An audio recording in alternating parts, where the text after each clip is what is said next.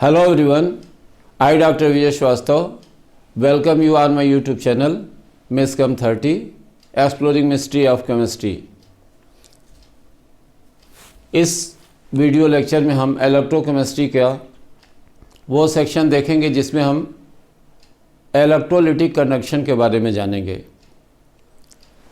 तो हमारी हेडिंग होगी इलेक्ट्रोलिटिक कंडक्शन।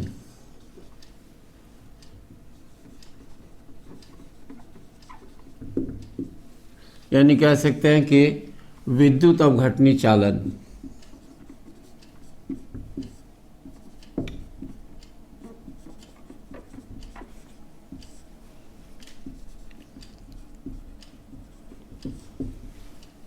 तो हम जानते हैं कि जो इलेक्ट्रोलाइट सॉल्यूशंस होते हैं उनमें केटायंस और एनायंस होते हैं।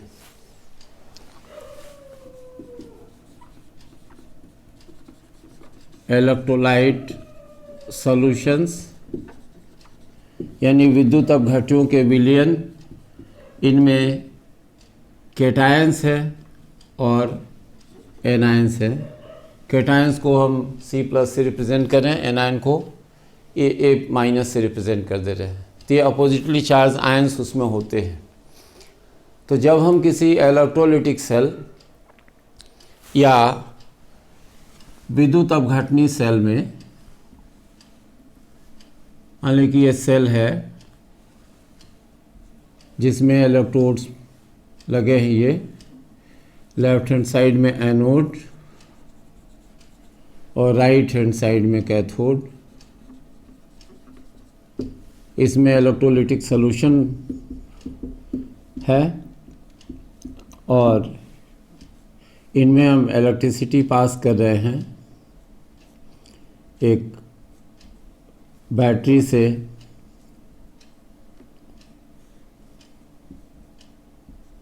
ये करंट इधर से फ्लो करती है इसमें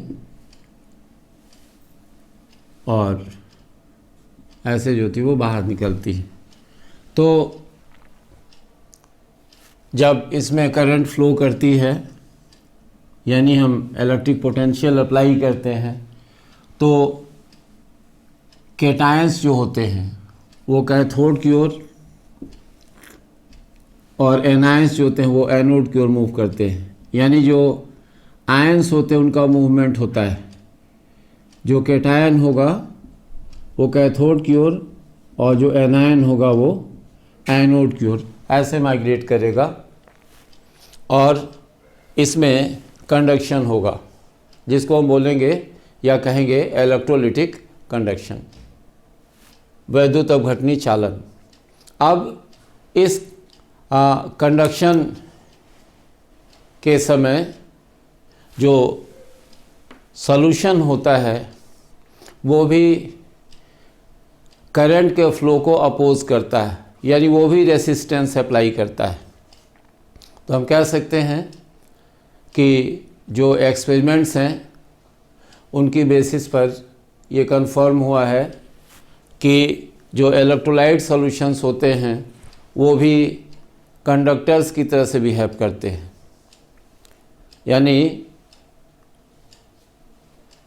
ओम्स लॉ जो कंडक्टर्स, मेटालिक कंडक्टर्स के लिए लागू होता है, वो इन इलेक्ट्रोलाइट सॉल्यूशंस के लिए भी लागू होता है, उसके लिए भी एप्लीकेबल होता है।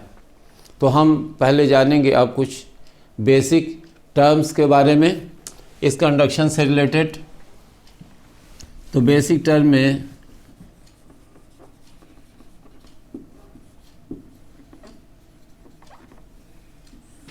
सबसे पहले हम जानेंगे रेसिस्टेंस।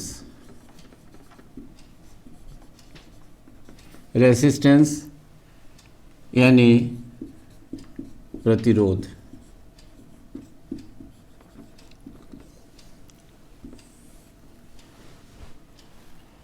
तो रेसिस्टेंस है क्या? ऑब्स्ट्रक्शन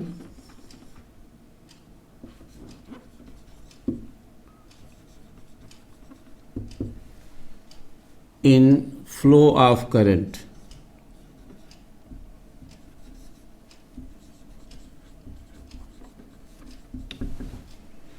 तो विद्युत धारा के प्रवाह में रुकावट।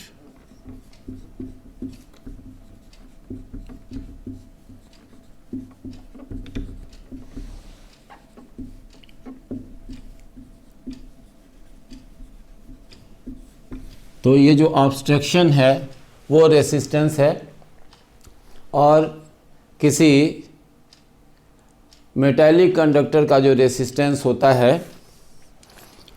वह उसकी लेंथ के प्रोपोर्शनल और उसकी क्रॉस सेक्शनल एरिया या एरिया ऑफ क्रॉस सेक्शन के इन्वर्सली प्रोपोर्शनल होता है। एल जो है वो लेंथ है कंडक्टर की, लेंथ का मतलब लंबाई,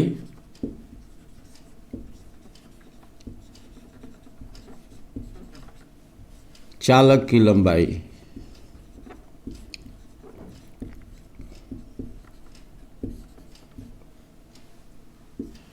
और ये एरिया ऑफ क्रॉस सेक्शन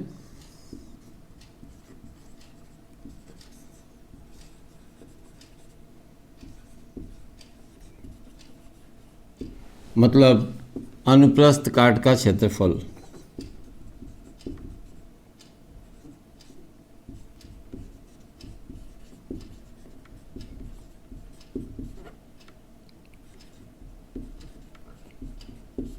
तो बताया कि किसी कंडक्टर का, मेटालिक कंडक्टर का जो रेसिस्टेंस है उसकी लेंथ के प्रोपोर्शनल और क्रॉस सेक्शनल एरिया या एरिया ऑफ क्रॉस सेक्शन के इन्वर्सली प्रोपोर्शनल होता है।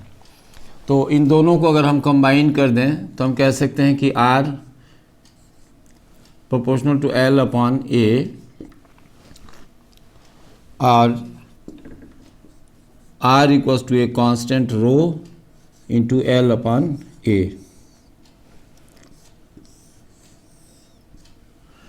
तो ये बताया कि जो रेसिस्टेंस होता है वो कैसे फाइंड आउट हम करते हैं, और रेसिस्टेंस कंडक्टर की लेंथ पर और एरिया ऑफ क्रॉस सेक्शन पर कैसे डिपेंड करता है।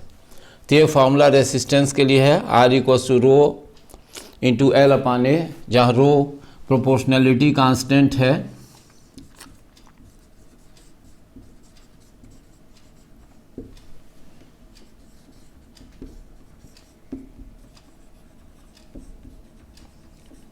उनको अनुपाती या समानुपाती नियतांक, और इसे हम कहते हैं स्पेसिफिक रेसिस्टेंस,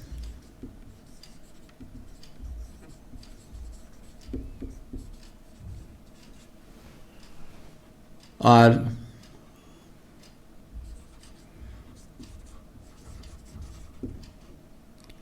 रेसिस्टिविटी।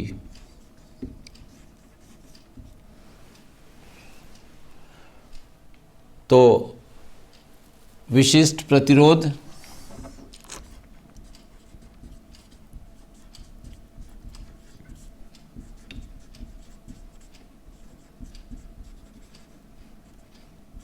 या कहते हैं प्रतिरोधकता,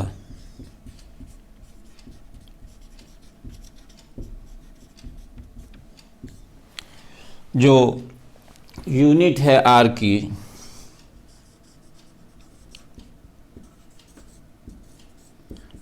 ये हो गया ओम। तो हमने आपको बताया कि रेसिस्टेंस क्या होता है। तो रेसिस्टेंस मतलब जो इलेक्ट्रिक करंट फ्लो करती है किसी मेटालिक कंडक्टर से, तो उसके फ्लो में जो ऑब्स्ट्रक्शन होता है उस ऑब्स्ट्रक्शन का मेज़रमेंट, यानी हम थोड़ा सा और इसको रिफाइन कह सकते हैं measure of obstruction in flow of current, विद्युत धारा के प्रवाह में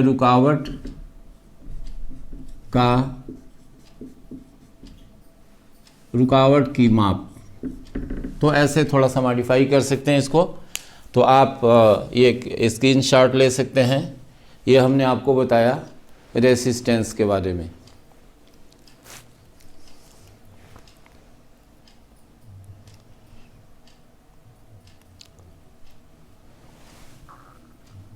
जो नेक्स्ट बेसिक टर्म है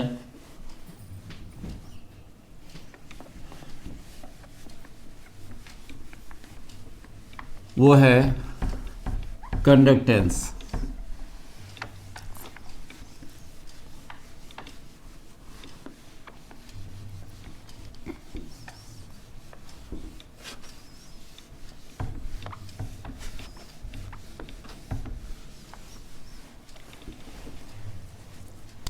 तो दूसरा टर्म हुआ कंडक्टेंस,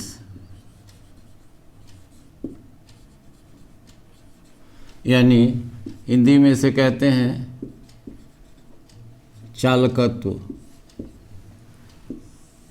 तो ये है क्या? Reciprocal of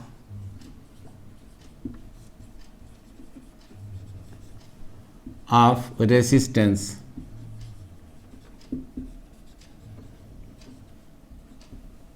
is called conductance।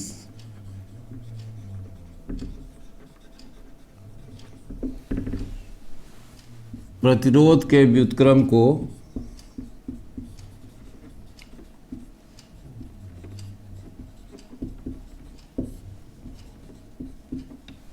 चालकत्व कहते हैं।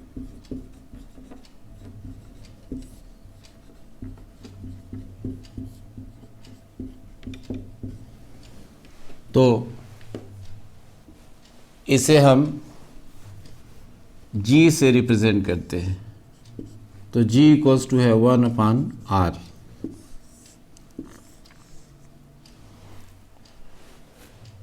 तो ये हमने बताया आपको कि रेसिस्टेंस का जो रेसिप्रोकल होता है वो कंडक्टेंस कहलाता है, और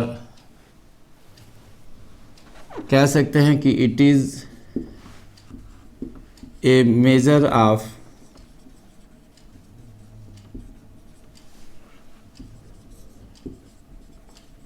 ease of flow of electric current।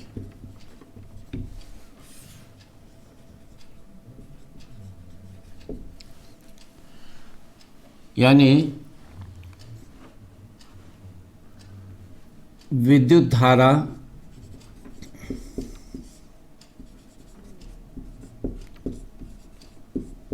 के प्रवाह में आसानी यानी ईज की माप। तो ये आपको बताया कि कंडक्टेंस है, और जो यूनिट होगी इसकी हम लिख सकते हैं unit of G equals to ohm inverse, या इसे हम कह सकते हैं साइमन।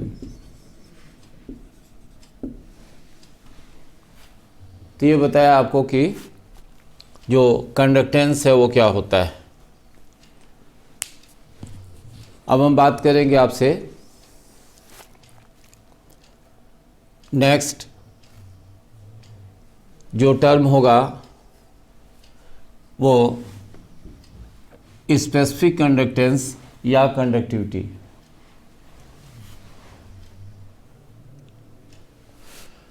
तो हमने आपको बताया कि कंडक्टेंस की जो यूनिट है ओम इनवर्स या साइमन। साइमन जो होता है एसआई सिस्टम में लिखते हैं और इसे एस से रिप्रेजेंट करते हैं, और ओम इनवर्स जो होता है इसको हम महो भी कहते हैं। तो ये बताया कि जो कंडक्टेंस है वो क्या होता है। अब नेक्स्ट जो है वो टर्म कंडक्टिविटी है।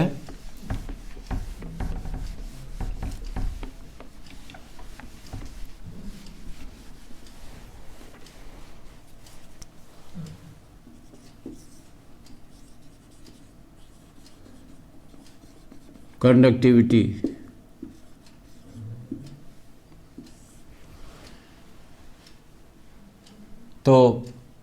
ये जो कंडक्टिविटी है इसे हम कप्पा से रिप्रेजेंट करते हैं। कप्पा ये ग्रीक लेटर है ये।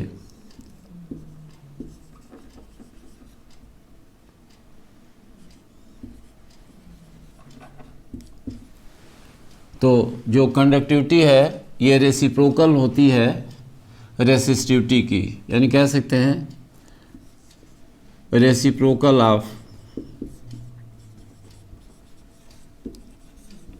रेसिस्टिविटी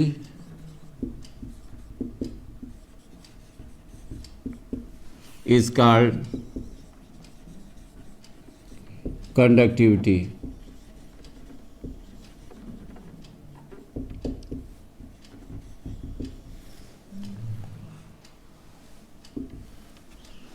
यानी प्रतिरोधकता के व्युत्क्रम को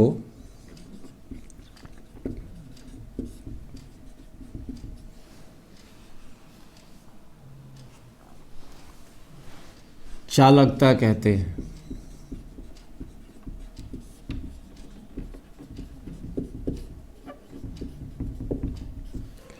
तो ये जो कंडक्टिविटी है इसे हिंदी में हम कहते हैं चालकता।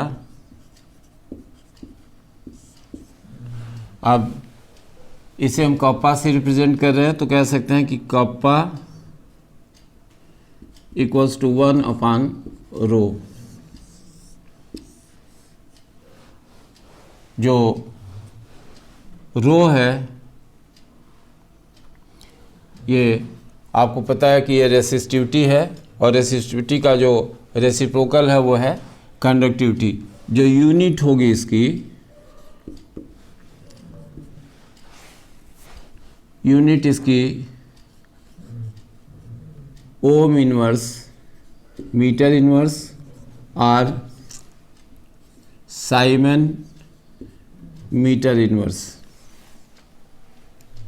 तो इसे हम कह सकते हैं कि 1 मीटर क्यूब इलेक्ट्रोलाइट सॉल्यूशन की जो कंडक्टिविटी होगी, 1 मीटर इलेक्ट्रोलाइट सॉल्यूशन का जो कंडक्टेंस होगा वो कहलाएगी कंडक्टिविटी। तो ये हमने बताया कुछ फार्मूला। अब नेक्स्ट जो हम यूज़ करेंगे बेसिक टर्म वो है मोलर कंडक्टिविटी।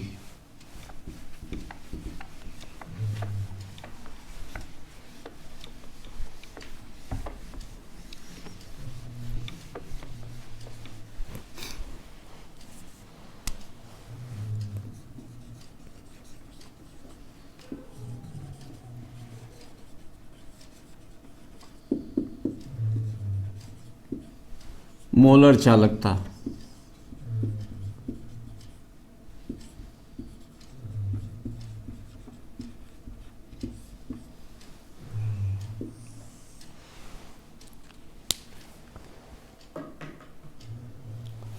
तो जो मोलर चालकता है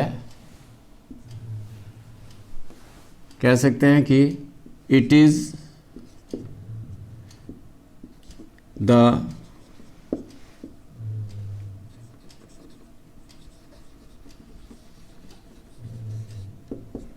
conducting power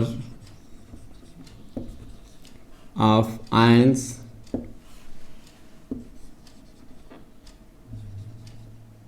furnished by dissolving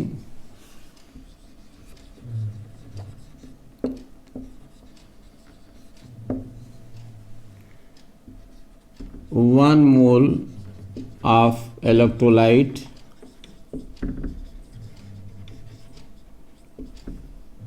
in solution।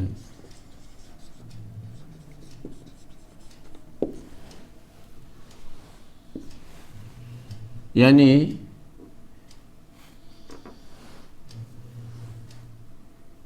एक मोल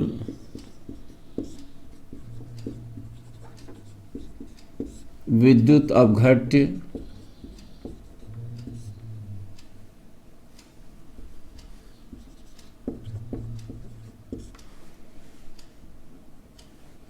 वाले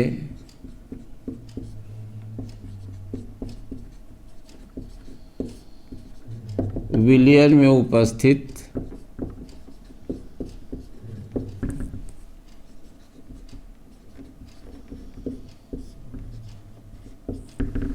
आयनों की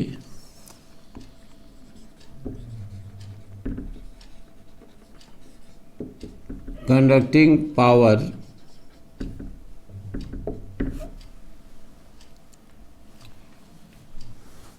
उस विलयन की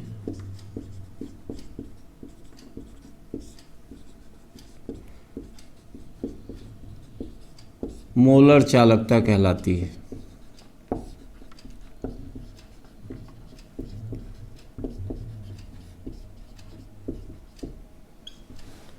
इसे लैम्डा एम से रिप्रेजेंट करते हैं। तो लैम्डा में एम इक्वल्स टू होता है कप्पा अपान सी, जहाँ सी बराबर होता है concentration of solution.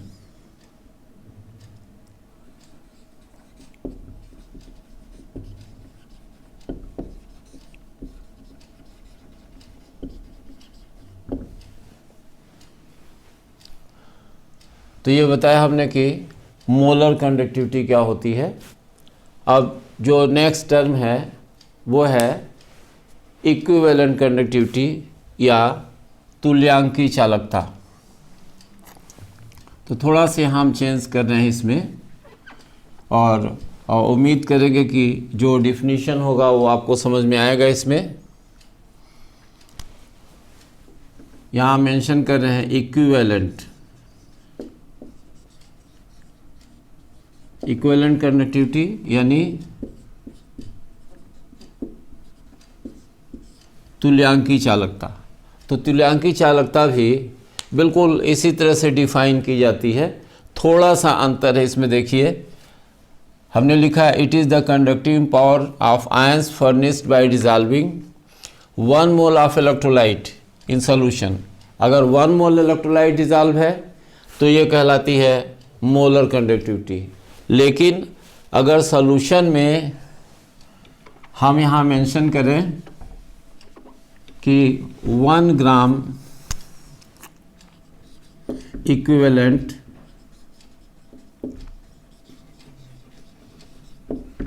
Of electrolyte,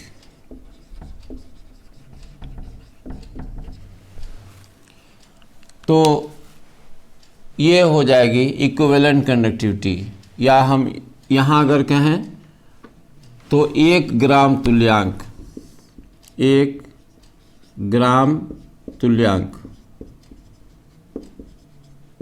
विद्युत अपघट्य वाले विलयन में उपस्थित आयनों की कंडक्टिंग पावर उस विलयन की तुल्यांकी चालकता कहलाती है।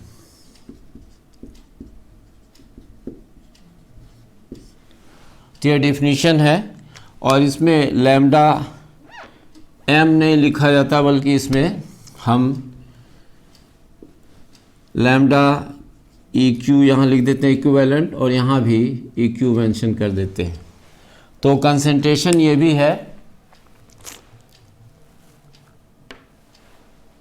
उस विलयन की सांद्रता जिसमें 1 ग्राम इक्विवेलेंट इलेक्ट्रोलाइट डिज़ॉल्व होगा, या उस इलेक्ट्रोलाइट सॉल्यूशन का कंसंट्रेशन जिसमें 1 ग्राम इक्विवेलेंट इलेक्ट्रोलाइट डिज़ॉल्व होगा, उसका ये सी इक्विवेलेंट।